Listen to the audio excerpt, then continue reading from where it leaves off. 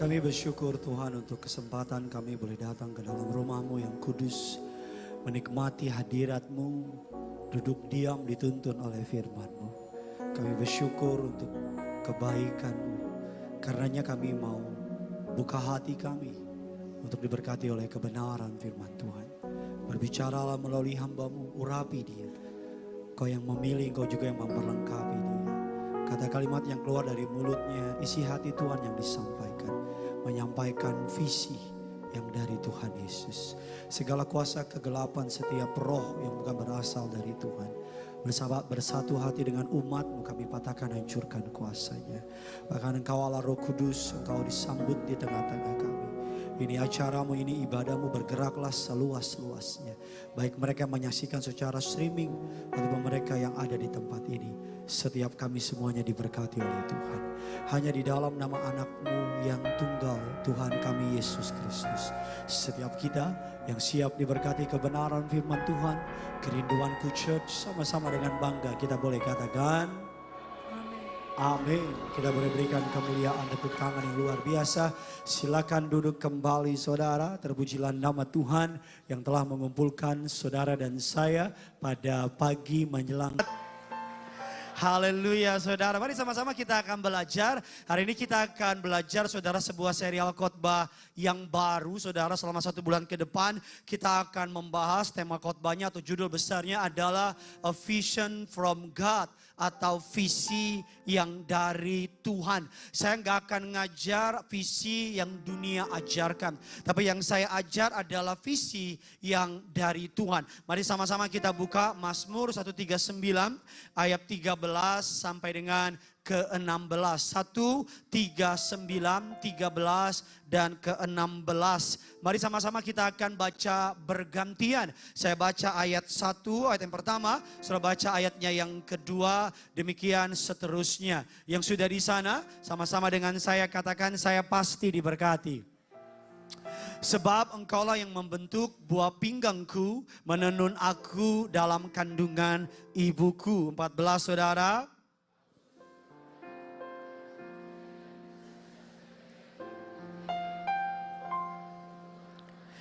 Tulang-tulangku tidak terlindungi bagimu ketika aku dijadikan di tempat yang tersembunyi. Aku direkam di bagian-bagian bumi yang paling bawah. Ayat yang ke-16 saudara. Dan dalam kitabmu semuanya apa? Tertulis hari-hari yang akan dibentuk sebelum ada satupun dari, sama-sama bilang sama saya, sebelum hari-hari dibentuk. Sama-sama bilang sama saya, sebelum ada satupun darinya. Daud memahami betul bahwa ada visi dari Tuhan.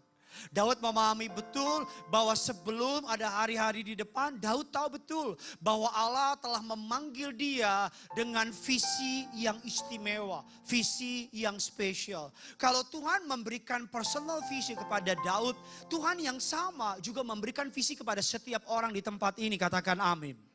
Oleh karena itu apa yang Tuhan taruh di hati saudara. Kalau saudara, Alkitab mengatakan dalam Yesaya 14 ayat yang ke-24. Sama-sama kita baca. Tuhan semesta alam telah bersumpah firman-Nya, sesungguhnya demikianlah akan, dan seperti yang demikianlah akan. Colek kiri kanan saudara, apa yang dirancangkan Tuhan bagimu, bilang saudara, pasti terjadi. Amin. Tidak peduli apa keadaanmu hari ini. Tidak peduli apa musim hidupmu hari ini. Personal visi, visi yang dari Tuhan. Kalau kita tidak memiliki visi yang dari Tuhan, yang pertama kita akan coba buat visi sendiri. Kalau kita nggak mau mengerti, nggak memahami visi apa yang Tuhan siapkan, kita akan coba buat visi sendiri. Kita akan mengandalkan knowledge, pengetahuan kita. Kita akan mengandalkan pengalaman kita. Gak ada yang paling menyakitkan tidak berjalan sesuai dengan rancangan Tuhan. Saudara tahu yang namanya Waze? Kalau kita tidak mengikuti jalan yang Waze lakukan, kita hanya semakin jauh dari tujuan. Oleh karena itu, kalau saudara gak dapat visi dari Tuhan, maka saudara akan membuat visi sendiri. Dan celakanya visi yang saudara buat, pasti apapun yang bukan dari Tuhan, pasti akan merugikan. Yang setuju bilang amin. Yang kedua, kalau kita nggak punya visi, apa yang Alkitab katakan, kita tuh Yesaya 55 ayat yang ke-8 dan ke-9 bilang demikian. Kalau kita nggak punya visi yang dari Tuhan. 3, 2, ya sebab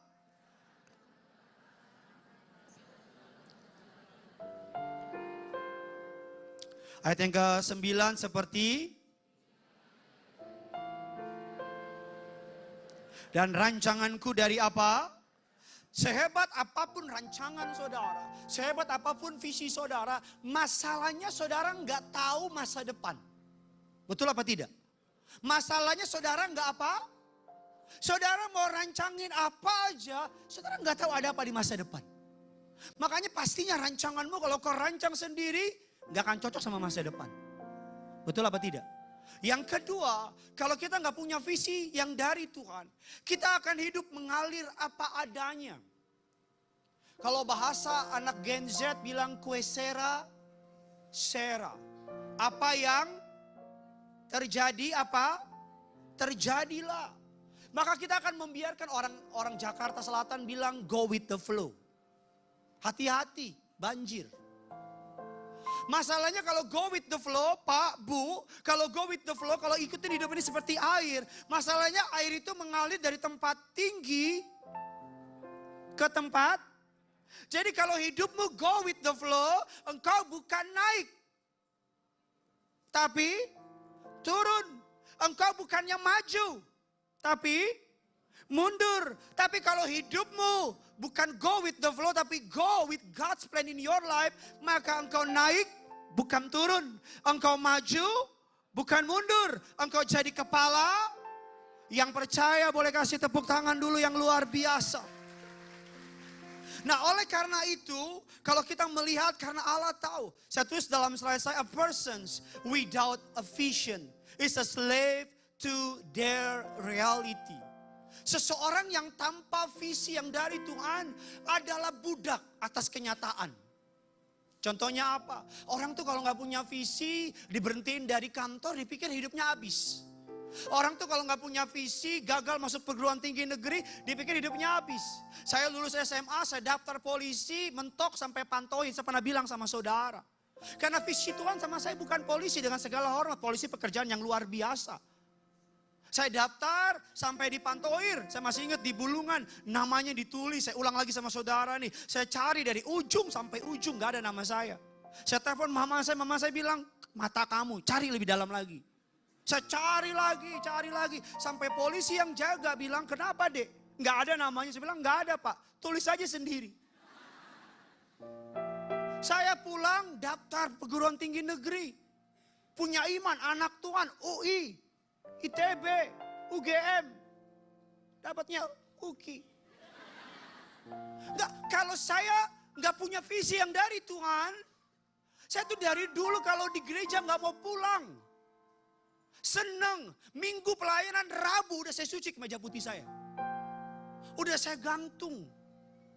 Tapi saya kira dulu panggilan saya polisi. Sempat tergoda pengen jadi pengacara. Tapi saya kan hati saya lemah lembut. Kayak labubu. Ada pengacara gede bilang sama saya, Pak Pendeta jangan jadi pengacara deh. Saya bilang, kenapa Amang? Kalau Pak Pendeta jadi pengacara ketemu orang, Bapak damain terus. Bapak bilang suruh ampunin. Saya bilang bukannya bagus Amang. Loh, bahkan apa kita? A person without vision is a slave. Colek kiri kanan saudara, jangan jadi budak atas hidup ini. Bilang sama yang baru ngomong, bilang sama dia. Bisa kok kayak diem-diem aja sih. Visi adalah kemampuan untuk melihat melampaui hambatan dan keterbatasan. Visi adalah gambaran tentang masa depan. Visi akan menentukan kualitas hidup Anda. Visi bukan penglihatan. Penglihatan berurusan dengan masa kini. Tapi visi berurusan dengan masa depan. Apa masa depan? Masa depan adalah kumpulan-kumpulan keputusan hari ini. Khotbah ini bukan hanya untuk anak muda. Mungkin saudara orang tua yang bilang sama saya, Pak Pendeta, saya ini udah opa-opa. Khotbah Pak Pendeta telat 30 tahun yang lalu. Saudara tahu Kolonel Sanders? Yang jualan lapo nih Kolonel Sanders? Kolonel Sanders usia hampir 70 baru dapat visi dari Allah. Dari Tuhan menciptakan yang namanya KFC yang sekarang ada di pinggir-pinggir kota Bekasi. Ayam itu. Yang enak juga itu. Dan murah. Kolonel Sanders. Visi tidak pernah terlambat.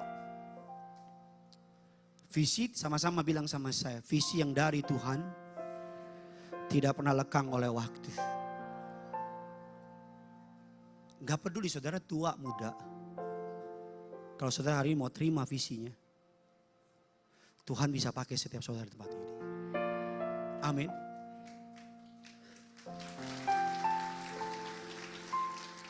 Pak, Bu, ada khotbah yang slice of life hari-hari. Ada khotbah yang pengajaran. Ada khotbah yang direction. Nah, khotbah hari ini, direction. Saya dari hari Senin mau khotbah yang lain. Tuhan taruh di hati, ajar soal visi. Ada impresi Roh Kudus bilang, ajar soal visi. Terus saya sok tahu sama Tuhan. Saya bilang, Tuhan, khotbah visi itu biasanya akhir tahun, awal tahun, itu paling cocok Tuhan. Terus saya cari bahan yang lain. Saya udah lama jadi pendeta, kurang lebih 2000 tahun lah. Saya belajar khotbah yang lain. Gak dapet, gak ketemu. Saya susun lagi khotbah yang lain, khotbahnya jadi, feel-nya gak dapet. Di situ saya tahu, Tuhan mau saya ngajar ini. So get ready. Tua, muda, siapapun saudara, di atas, yang lagi gelantungan, di belakang, get ready. Khotbah ini, 1 bulan ke depan kita akan belajar soal ini. Khotbah ini akan change your life. Akan ngubah hidup saudara. Karena saya nggak speak to your mind, but I speak to your spirit. Saya ngomong sama roh saudara, terutama engkau, young people, get ready, pay attention, perhatiin baik-baik, pasang telinga baik-baik, agar jangan sampai kamu ikutin visi orang. Kamu udah capek, jungkir balik, Tuhan gak panggil itu. Bisa kebayang gak ikan dipanggil jadi burung? Mati dia di udara. Begitu juga sebaliknya. Yuk biar rame gereja ini, kita kasih tepuk tangan dulu yang luar biasa. The only thing worse than being blind is having a sight but no vision. Yang lebih buruk dari orang yang tidak punya penglihatan adalah orang yang punya mata tapi gak punya visi. Orang buta tapi punya visi, itu orang yang dapat melihat. Tapi orang yang tidak buta tapi nggak punya visi, sesungguhnya dia lebih buta dari orang buta sendiri. Orang yang tanpa visi adalah orang yang gampang diombang-ambingkan oleh dunia ini. Oleh karena itu, saudara, firman Allah dalam Amsal 29:18 mengatakan demikian. Where there is no vision, the people perish. Terjemahan Indonesia bilang, di mana tidak ada visi, maka akan binasa manusia. Rakyat akan binasa. Jadi kalau saudara bilang sama saya, ada 3 hal yang paling penting dalam iman kekristenan yang Allah berikan kepada kita. Berapa hal Bapak Ibu? Yang pertama, salvation, keselamatan. Sama-sama bilang sama saya, yang paling penting yang Tuhan beri. Belum semuanya, yang paling penting yang Tuhan beri ada 3. Yang pertama bilang sama saya, keselamatan. Yang kedua sama-sama bilang sama saya, Roh Kudus. Dan yang ketiga, yang paling penting yang surga beri kepada setiap orang yang percaya adalah visi yang dari Tuhan. Saya nggak bilang visi yang dari dunia. Karena visi yang dari dunia kaya, terkenal, rumah 25, pembantu 2000, dan seterusnya. Nah, mari kita akan melihat lagi. Penglihatan adalah fungsi mata. Sedangkan visi adalah fungsi hati. Mata cuma bisa melihat di depan. Tapi visi bisa melihat jauh ke depan. Yang ngerti bilang amin dulu. Saya ulang lagi. Mata hanya dapat melihat. Tapi visi dapat melihat. Saya tuh dari kecil seneng banget dengar pendeta khotbah di stadion. Seneng banget. Saya suka di rumah, niru-niru mereka. Shalom, lom. Apa kabar, bar. Tuhan baik, Ada amin, min. Diam aja. Saya tahu, gak tahu gimana, saya tahu. A vision. Berikutnya visi adalah melihat masa depan sebelum hal itu terjadi. Visi adalah kemampuan untuk melihat lebih jauh dari apa yang dapat dilihat mata. Visi membuat yang tidak terlihat menjadi, dan yang tidak diketahui menjadi mungkin. That's a vision. So kalau mau foto-foto, that's so good. Kalau mau pakai muka saya juga boleh, biar saya siap-siap. Jarang-jarang Gideon gak potong jenggot. Istri saya bilang, geli. Tapi peluk-peluk saya terus. Semalam saya nonton konser, saya on 7. Seberapa pantas kau untuk kutunggu. Ya kan? Dia nyanyi lagu apa gitu. Angkat, cukup indah kah? Anugerah terindah. Karena saya biasa penyembahan, angkat tangan saya nyembah. Oh, haleluya. Yesus Tuhan baik. Kita pendeta. Lagu-lagu dunia tentang Tuhan sih. Haleluya. Anugerah terindah yang ku miliki. Thank you Jesus. Jadi saya bilang, besok ibadahnya bukan sekarang. Corrie ten Boom bilang demikian. Jika Anda melihat dunia, Anda akan stres. If you look at the world, you'll be distressed. If you look within, kalau saudara melihat ke dalam, Anda akan depresi. Tapi kalau saudara melihat kepada Tuhan, Anda akan tenang. Jika saudara melihat ke luar, Anda tertekan. Jika saudara melihat ke dalam diri Anda akan stres. Tapi kalau saudara melihat kepada Tuhan, Anda akan apa? Tenang. Kalau hidup ini hanya berdasarkan apa yang kita lihat, kita stres. Lihat ibu-ibu yang punya anak-anak, mohon maaf, mungkin dari kecil nakalnya minta ampun. Pak, Bu, saya kelas 3 baru bisa baca. Kelas 3. Di sini ada, nggak ada siapa-siapa? Mama saya tadi sesi yang pertama. Saya kelas 3, Pak, Bu, baru bisa baca. Kelas 3. Gurunya bilang sama saya, ini anak gak bisa naik kelas. Ini anak bodohnya minta ampun. Untung mama saya gak bilang, oh haleluya amin, yang bodoh dia dari dulu. Tapi mama saya bilang sama saya gini nih, dari kecil Bontot itu anak baik. Saya pernah waktu SMP, Tuhan saksi perkataan saya. Saya dipalak, tahu dipalak kan? Bekasi ya tahu lah. Jangan di sini ada pelaku di sini ya kan. Pernah dipalak. Terus saudara mau tahu apa yang saya lakukan? Saya doain orang yang malak saya. Kakak saya pernah naik kereta api sama saya, karena rumah kami dulu di Depok. Dicolek. Kakak saya marah. Saudara mau tahu gak saya bilang apa sama kakak saya? Kak, ampuni. Kakak saya ngomong gini, banci lu. Saya bilang, enggak ya.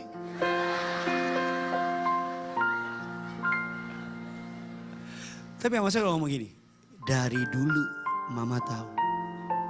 Makanya waktu kamu ngelamar polisi, mama diemin aja. Waktu kamu ambil sekolah hukum, mama diemin aja. Mama tahu, kamu mau dipakai Tuhan. Saudara lihat Amin kalau di mimbar sekarang. Saudara harus lihat saya dulu. Bukan lagi madesu, magelap. Tapi karena visi yang Tuhan kasih ke mama saya, dia bisa melihat saya jauh dari yang orang lihat. Makanya saudara bisa datang hari ini. Jadi kalau nanti ketemu sama mama saya, tolong disalam lah. Bilang, memang bodoh Bontot itu dulu ya. Ya, melihat jauh. Tuhan memberikan visi kepada Yusuf dewasa mudanya. Apa yang membuat Yusuf kuat di penjara, Pak Bu? Apa yang membuat Yusuf kuat di fitnah? Apa yang membuat Yusuf kuat ketika dilupakan oleh juru minum? Karena Tuhan kasih visi sama Yusuf. Visi itu yang membuat Yusuf terus di penjara, terus berenang. Tolong dibantu dong, woi Bambang. Terus bertempur, bertahan, oke, berjalan. Tuhan kasih visi sama Abraham di usia 100 tahun. Tuhan bilang sama dia, keturunanmu seperti bintang di langit, pasir di. Yang Tuhan lupa, Abraham sudah, amin. Abraham bilang sama Sarah, Beb, hamil Beb. Terus Sarah bilang, OMG. Apa yang membuat Abraham tetap percaya? Visi. Tuhan janji, kita punya anak. Visi yang membuat dia berjalan. Apa yang buat Gideon Simanjuntak sama istri dan teman-teman para pastoral di sini, yang tetap bertahan di saat begitu banyak terpaan, yang bukan lagi gile. Apa yang membuat saya tetap senyum ketemu saudara? Kan gak mungkin udah gila kan? Karena saya tahu banget gitu. Ada sesuatu besar yang nunggu di depan saya. Tahu nggak? Nggak tahu. Tapi saya bisa rasain sesuatu yang besar nunggu saya di depan. Makanya ketika mau nyerah saya tahu, no. Sekarang berat, tapi saya tahu nanti sesuatu yang hebat Tuhan sediain. Itu yang buat saya terus jalan. Bu, sabar Bu. Ada sesuatu yang besar tunggu ibu di depan. Pak, sabar Pak. Ada sesuatu yang besar tunggu Bapak di depan. Anak-anak muda, sabar. Ada sesuatu yang besar nunggu Anda di depan. Depan tuh bukan di depan situ. Ayo kasih tepuk tangan kemuliaan dulu buat Tuhan kita. Makanya orang yang hidup tanpa visi adalah orang yang paling lebih menyedihkan dari orang buta. That's the truth. Seorang hamba Tuhan namanya Andy Stanley mengatakan demikian. Vision is a clear mental picture of what could be, full by the conviction that it should be. Visi adalah keyakinan, gambaran mental yang jelas tentang apa yang akan terjadi. Didorong oleh keyakinan bahwa hal tersebut pasti terjadi. Udah lama istri saya ngomong gini sama saya, Beb, belajar bahasa Inggris. Saya bilang, aku bisa bahasa Inggris. No. Belajar khotbah pakai bahasa Inggris. Saya bilang, di Bekasi siapa yang mau denger? Udah lama dia bilang, Beb. Saya ketemu banyak pendeta dari luar negeri, saya pelayanan. Ada seorang pendeta dari South Africa, cuman panggil saya bilang gini, young pastor, can I talk with you? Pendeta muda, boleh ngomong sama kamu? Saya bilang, please. Gitu. The Lord spoke to me, Tuhan ngomong sama saya ngomong apa? Dia bilang, you are not a localized pastor. You are a nation to the nation. Saya kan cuman amin. Saya pikir, ya elah. Cilincing. Saya pikir cuma ya Jakarta. Tapi saudara mau tahu nggak, 2 bulan belakangan ini datang orang. Tiba-tiba ada orang nawarin saya 27 Desember dijauhkan Tuhan mencuri kemuliaannya. 27 Desember Pak Pendeta kosong nggak? Kita KKR yuk. Saya kira di Medan, di mana? Di Burundi. Saya bilang apa itu sambal Burundi? Itu Burundi. Ada yang emosi, Burundi woi.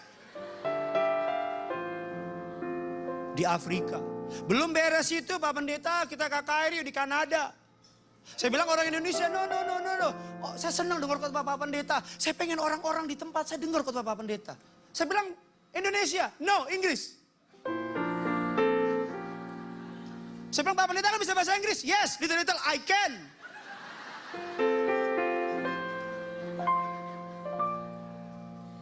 LA, Los Angeles, LA itu bukan Lamongan atas, bukan. Kemarin saya lagi jalan ke Bandung, ada bapak nenggolan telepon. Horas Amang Pak Pendeta. Saya dipercaya Tuhan menggembalakan gereja disebut di sebuah kota di luar Indonesia. Pak bisa datang ngatakan kami, saya bilang bisa. Orang Indonesia kan? Oh bukan. Semua orang boleh. Aduh. Ada pernah jemaat? Kan bapak saya khotbah Inggris. Itu cuma khotbah, saya bilang. Ini nih, Oktober ini nih ada orang bule nikah di Bali tuh. Adiknya teman saya. Pak Pendeta bisa nggak menyampaikan khotbah dengan bahasa Inggris? Saya bilang, wow. Bisa jadi pendeta lain? Saya bisa ngomong Inggris, bisa. Bisa lah, gampang. Inggris itu keluar. Bahasa Inggris lancar, ngomong khotbah. Kan saya khotbah kan suka teriak-teriak kan. Kalau ngomong mikir kan capek. Hello, shalom.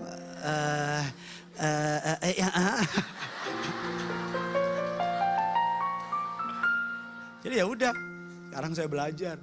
Karena undangan, udah ada undangan nih, udah dikirim, udah dikasih. Saya pikir oke, saya tahu tuh. Tuhan mau bawa ke sana. Tugas saya ngapain? Belum. Sabar dong. Tugas saya ngapain? Siapin diri. Kan bikin malu.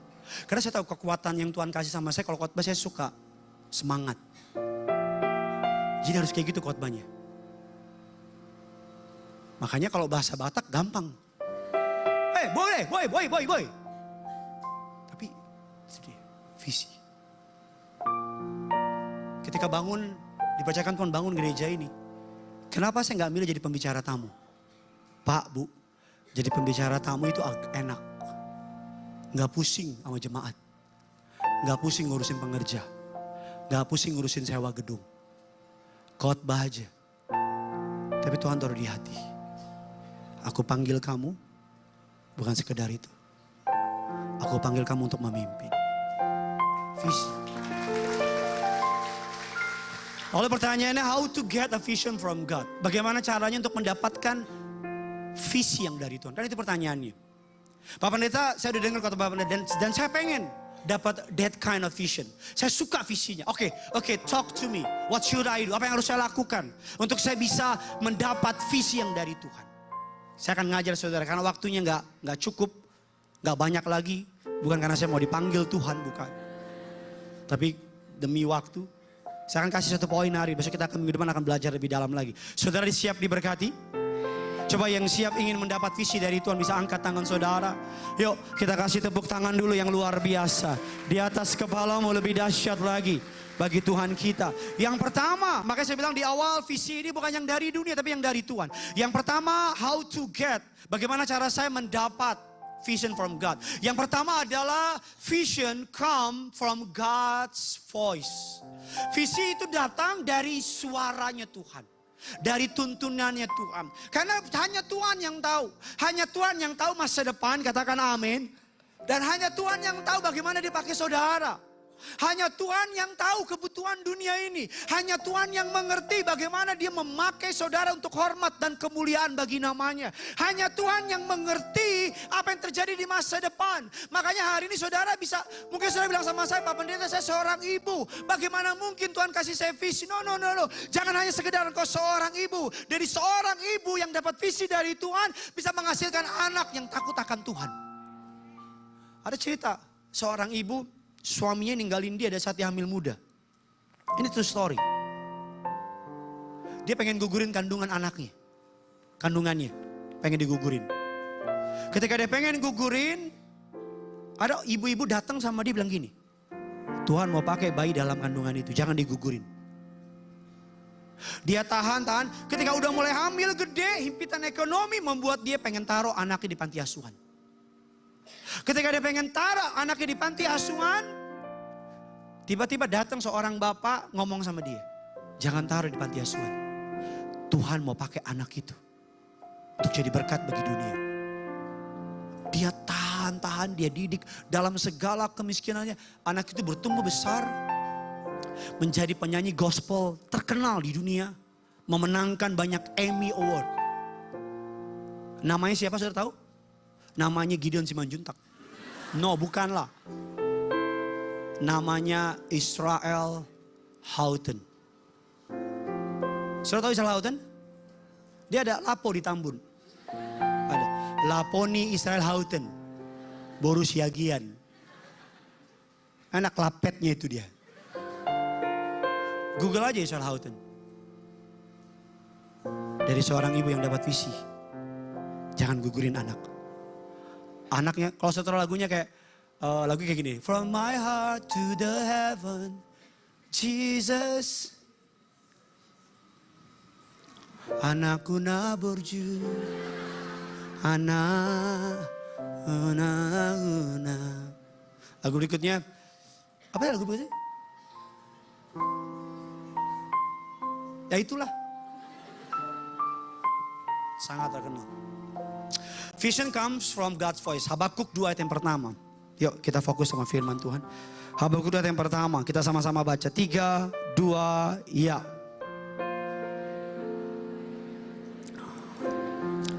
Aku mau dan apa yang akan. Sama-sama bilang sama saya menantikan. Sama-sama bilang sama saya apa yang difirmannya kepadaku. Visi yang dari Tuhan datang dari mendengar suara Tuhan. Sederhananya begini. Ini gedung dibangun, sebelum dibangun tadi ini kosong Pak Bu. Kosong. Tadinya ini gudang. Kosong. Ketika datang lihat tempat ini, kontraktornya datang sama saya. Pak Pendeta mau gimana? Gedungnya mau gimana? Panggungnya mau di mana? Ruang kidsnya mau di mana? Saudara kabar baik, tahun ini kita akan bongkar depan. Saudara dimundur. Akan mundur sampai Balige. Ini kita akan besarin ke depan supaya ya saudara bisa lebih nyaman lagi beribadah. Sesi pertama sih tadi tepuk tangan sesi pertama. Kalau sesi kedua otaknya udah dilapo memang. Jadi ketika bangun mereka nanya, bangunan ini harus sesuai dengan apa yang saya mau karena saya yang nyewa. Yang ngerti bilang amin dulu. Dan caranya kontraktor untuk tahu apa yang saya mau dengan dia dengerin saya. Bisa ngerti maksud saya? Dia tanya saya, ini mimbar udah jadi, dia bilang Pak Pendeta mimbar udah jadi. Mau lihat nggak? Saya datang lihat. Oh, oke, bagus. Kurang apa? Tolong kasih undakan buat choir. Oke. Saya panggil tukang LED, orangnya datang. Mau pasang di mana? Kan saya yang bayar. bukan dia. Jadi dia nungguin saya, betul apa tidak? Kalau dia yang bayar, dia pasang itu di atas. Maka kita nonton begini. Saya. Apa maksudnya? Apa yang dimaksud dengan mendengar suara Tuhan? Saudara dan saya seperti kontraktor tadi. Tuhan adalah pemilik hidup saudara. Saudara harus membangun apa yang Tuhan mau dibangun dalam hidupmu. Bukan apa yang dunia mau, bukan apa yang kamu mau. Makanya seperti kontraktor yang sering nanya sama saya, apakah Bapak puas sama bangunan ini? Apakah yang kurang? Mau warna apa gedung ini? Terserah saya, karena saya yang punya. Begitu juga dengan Tuhan. Hidup saudara bukan saudara yang punya. Saudara hanya pelaksana dari panggilan Tuhan. Saudara perlu tanya sama Tuhan, apa yang harus saya lakukan? Apa yang ingin dibangun? Mungkin Tuhan bilang sama saudara, hancurin ruangan itu, aku mau memperlebar kamu. Musa bilang, dari mana uangnya? Tuhan bilang, kalau aku yang suruh, aku yang sediakan uangnya. Amin. Hear God's voice. Cuman Tuhan yang tahu apa yang Tuhan tahu di hati saudara, bukan orang lain. Not even a pastor. Panggilan setiap saudara di sini spesial. Istimewa, katakan amin. Mungkin ada beberapa yang dengar khotbah ini ngangengong gitu. Sampai mikirin ketumbar, jahe. Tapi mungkin ada yang dengan khotbah ini sambil kayak oh, oke, I know. Kalau saya boleh ngomong sama saudara, bilang dalam hatimu, Tuhan aku mau dengar. Speak to me. Ngomong sama saya.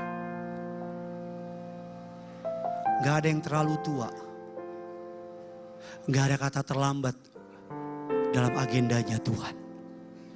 Amin. Apa visi saudara?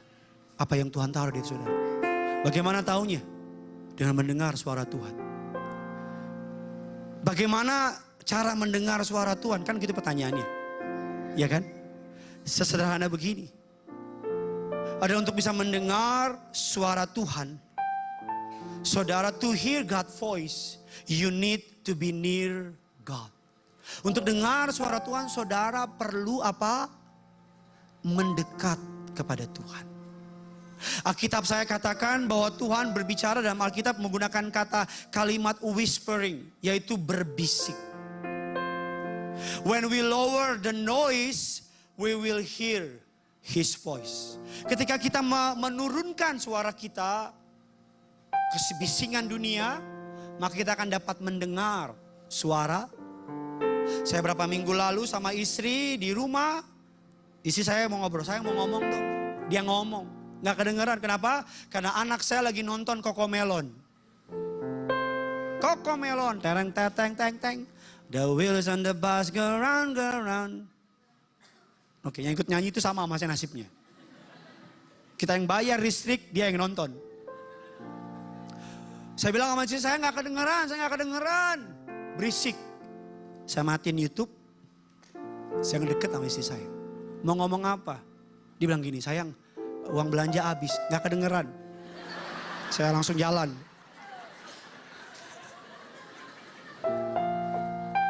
Enggak, saya bilang ambil di Swiss. Masih ada tabungan kita di situ. Sudah tahu? Kenapa Tuhan kalau ngomong Alkitab bilang whispering, berbisik? Karena Tuhan menghendaki kedekatan. Menghendaki apa Pak Bu? Kedekatan. Dia tuh mau deket. Makanya dia ngomong gini. Anakku. Tuhan gak teriak, woi! Itu preman pasar induk. Kenapa kamu gak dengar suara Tuhan? Sesederhana, terlalu berisik suara dunia di hidup kamu. 2-3 bulan belakangan ini, ketika pertama kali saya memutuskan memulai yang baru sama Tuhan. Saya sama istri berlutut, ambil waktu puasa. Dan saya mulai tanya sama Tuhan, Tuhan, apa maumu? Tuhan mau bikin apa sama saya sama istri? Sambil berjalan, saya terima undangan dari gereja-gereja lain. Terima, Bahkan ada beberapa, kalau saudara lihat saya minggu pagi nggak ada, itu karena undangannya udah lama mereka kirim. Ini ada satu undangan 2026. Saudara, susunan khotbah, jadwal khotbah saya tuh 2025 udah full. Udah terimain. Karena nggak ngerti tujuan saya tadi, nggak ada kepikiran bangun bikin gereja, nggak ada. Maka terima undangan. Tapi kami berlutut sama istri nangis, nyembah. Tuhan gak bilang begini, Gideon anakku, ku. Bikin gereja, enggak. Tapi kayak ada, tahu kan? Kayak ada semut di baju. Kayak impresi. Saya bilang sama Tuhan, dari mana duitnya? Dari mana pengerjanya? Dari mana orangnya? Tuhan baik. Pengerja semua. Ajaib lah, ajaib. Tempat di Kuningan, saudara Aksa. Orang ngundang saya khotbah tengah minggu. Saya juga gak kenal orangnya. Saya mau tolak. Ada suara di hati bilang, datang, terima undangannya. Saya datang, saya khotbah. Jemaatnya gak banyak. 20-15 kan. Selesai saya bilang, kenapa ini Tuhan suruh datang ya? Saya kira ada apa gitu, yang kanker sembuh gitu. Atau yang buta berjalan. Yang lumpuh melihat ya kan. Itu ada yang amin. Kalau yang pintar ngerti dia. Selesai, yang punya gedung datengin saya. Pak Pendeta, saya dengar baru ini. Saya bilang iya. Gereja di mana? Saya bilang Bekasi. Nggak mau buka di Kuningan. Mau. Tapi kan, ngobrol. Dapat special super price. Cabang lain sih tepuk tangan dari terbagi lagi. Tuhan. 2 minggu lalu khotbah di BSD. Datang, tempatnya keren, bagus. Selesai yang punya bilang, Pak Pendeta, pakai aja. Saya bilang, berapa sewanya? Udah bayar listrik aja. Berapa bayar listrik? Kalau 3 miliar kan sama aja ya kan. Udah bayar listrik, iya 3M, sama aja dong ya kan. Oh enggak, listrik kita di sini per bulan paling sekian juta lah. Oh, saya baru mau bilang, iya istri injak kaki saya. Jangan ngadi-ngadi lo, gading aja belum buka, BSD lagi lo buka. Sabar lo. Oh iya makasih ya nanti ya.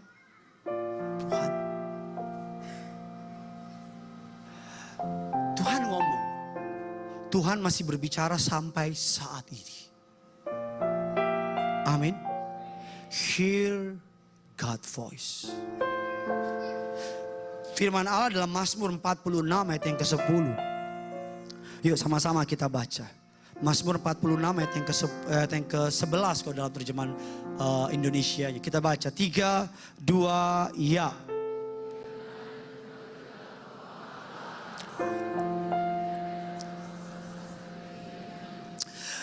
Be still kata bahasa Inggrisnya. Be quiet and you will know the voice of God. Tinggal tenang. Diam. Maka kamu akan mendengar suara Tuhan. The problem is masalahnya bukan Tuhan doesn't speak. Masalahnya adalah the problem is the gap between us and Him that makes it impossible for us to hear Him. Masalahnya adalah bukan Tuhan gak ngomong, tapi ada gap. Ada kebisingan dunia. Ya kita gak bisa dengar. Sehingga terlalu bising. Yang ngerti boleh bilang amin dulu. Tadi malam saya nonton konser sama istri saya. Sheila on 7. Sambil dengeran musik, istri saya ngomong, mana kedengeran? Saya gini, saya cuman, oh gitu. Apa gak tahu. Tapi ketika keluar, ngomong di mobil berdua, baru kedengeran. Amin. Bagaimana mendapat visi dari Tuhan? Dengan mendengar dari Tuhan. Ada 9 cara Tuhan berbicara. Saya akan tutup dengan ini. Besok minggu depan kita akan belajar lebih dalam lagi. Saya percaya saudara pasti akan diberkati lebih lagi. Amin saudara. Ada 9 cara Tuhan berbicara. Yang pertama, dia berbicara mengenai audible voice. Dia ngomong dengan suara audible. Seperti dia ngomong sama Abraham. Masih bisa terjadi? Masih. Tapi sangat jarang mungkin. Berikutnya Tuhan berbicara melalui para malaikat, visitation. Malaikat berkunjung menyampaikan panggilan Tuhan. Yang kedua melalui vision, yang seperti saya ajar sama saudara. Berikutnya melalui dreams, mimpi. Dia kasih mimpi sama saudara untuk ngomong. Sebelum saudara tahu lah, sebelum itu semua, jauh sebelum itu Tuhan kasih saya mimpi ada ular besar nyerang. Saya udah tahu nih, oke, sesuatu bakal terjadi. And it happened. It happened. Dreams. Berikutnya coincidence. Coincidence tuh kayak nggak tahu gimana tiba-tiba ketemu kejadian. Kelihatannya kebetulan, tapi kita percaya tidak ada kebetulan dalam kerajaan surga. Bilang amin. Semuanya Tuhan atur, amin. Tidak ada kebetulan bagi orang percaya. Tuhan so atur. Bilang kiri kanan saudara, Tuhan sudah atur. Berikutnya yang paling saya suka, Tuhan berbicara melalui Alkitab. Alkitab saudara, Tuhan berbicara. Tuhan berbicara melalui orang lain. Tuhan berbicara mengenai nature, alam. Dia berbicara yang tadi saya bilang, still small voice. Dalam 1 Raja-Raja 19, Tuhan kasih gempa, dia nggak berbicara. Nggak ada Tuhan di sana kata Alkitab. Tuhan kasih api, nggak ada Tuhan di sana. Tuhan kasih badai, nggak ada Tuhan di sana. Dan lalu muncul angin sepoi-sepoi kata Alkitab. Tuhan ngomong di sana. Saya pendeta yang percaya sampai hari ini. Tuhan masih berbicara. Berapa minggu lalu saya diundang podcast sama Profesor Renald Kasali. Pertanyaannya tajam dan sebagainya. Dan saya bilang Tuhan masih berbicara sampai hari ini. Saya percaya masih ada mukjizat sampai hari ini. Saya percaya kuasa Tuhan gak pernah stop. Masih bergerak sampai hari ini. Tepuk tanganmu bisa lebih hebat dari ini. Masalahnya kau mau percaya apa enggak? Anak-anak muda, Tuhan masih mau ngomong sama kamu. Tuhan masih mau bicara. Kalau dia ngomong sama saya, dia juga ngomong sama saudara. Berapa bulan yang lalu saya minta sama Tuhan, Tuhan tajemin visi saya. Ngomong sama saya, kerinduanku ini mau dibawa kemana Tuhan? Gereja ini mau dibikin apa? Kalau gereja ini cuma jadi replika gereja yang lain, buat apa ada gereja ini? Betul apa tidak? Kalau gereja ini cuma meniru gereja lain, buat apa ada kerinduanku? Mendingan gabung aja. Saya bilang, Tuhan apa yang membuat kerinduanku ini berbeda? Bukan pengen tampil beda, tapi setiap tubuh Kristus punya panggilannya sendiri. Betul apa tidak? Dan saya mulai berdoa. Dan mulai ketika saya berdoa, berapa hari kemudian saya berpuasa, mulai datang undangan. Undangannya apa? Ke penjara. Diundang ke penjara. Saya datang ke penjara, layanin. Lagi layanin saya nangis kejer. Roh Kudus bilang sama saya, sedikit yang melayani mereka. Saya masih belum. Berapa hari kemudian datang lagi undangan dari penjara. Sekarang banyak undangan dari LP datang. Tadi malam diundang Pak Pendeta, lapas perempuan. Dengar Bapak masuk penjara, minta Bapak datang. Saya bilang boleh nggak? Harus Bapak yang datang. Kenapa? Mereka pengen lihat muka Bapak. Ini gua gimana sih? Ya udah, saya bilang oke. Pas ketiga penjara baru tuh dia ngomong, gerejamu harus melayani mereka. Lepas dari situ ada anak muda, Pak Pendeta, kami ulang tahun. Mau undang Pak Pendeta khotbah di ulang tahun. Saya kira paling hotel. Ngapain capek ya Sabtu hotel-hotel. Neng gue tidur main sama anak. Tapi Pak Pendeta acaranya di panti asuhan. Oh ya saya datang. Panti asuhan. Di panti asuhan lihat anak-anak kecil. Nangis. Lagi-lagi Tuhan ngomong. Soalnya kalau Tuhan ngomong dia gak gini. Gideon, oh gak gitu ya. Kan ada Roh Kudus kan. Yang ngerti bilang amin dulu. Ada apa? Dia mulai ngomong. Masa kita mau denger gak itu aja? Dia ngomong gini, gerejamu layani mereka. Visi. Nanti tanggal 30 kita melayani lapas. Dan di bulan Oktober kita juga akan pergi ke anak jalanan dan panti asuhan. Nanti ada kerjasama sama BNN untuk melayani orang-orang yang narkoba, yang di RSKO, yang di panti rehabilitas. Saya tanya, ada gereja nggak yang datang? Sedikit. So, saudara harus ngerti ini. Tuhan masih ngomong sampai hari ini. Nanti pulang, ambil waktu. Jangan sambil nyetir. Nanti kau langsung ketemu sama yang kasih visi. Tuhan ngomong sama aku, Tuhan, apa maksudmu? Amin. Langsung Tuhan di depan, so sampai ngana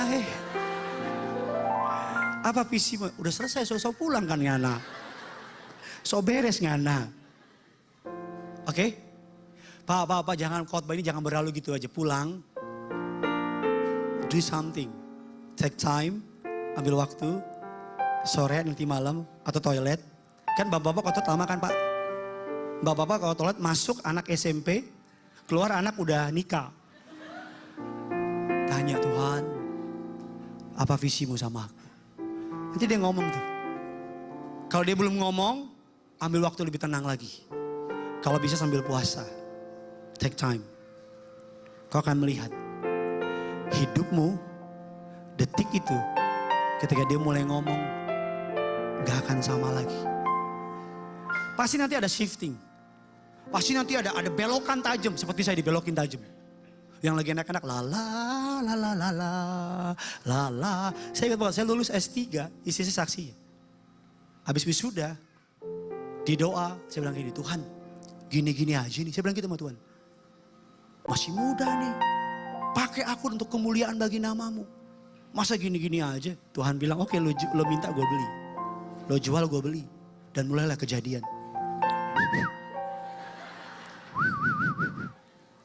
Ya, siap-siap. Tapi enak banget. Enak banget. Ada damai yang gak terbantahkan.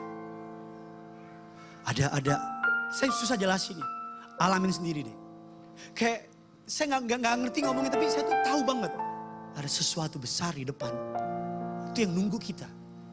Bukan hanya nunggu saya, nunggu kita. Dan visi sangat besar. Bukan karena saya hebat, bukan. Sederhana karena Tuhan besar. Karena Tuhan apa? Kalau presiden yang kasih saudara tugas kecil apa besar? Nggak mungkin dia bilang, Gideon tolong beli nasi goreng di depan. Kalau presiden kasih visi kita pasti besar.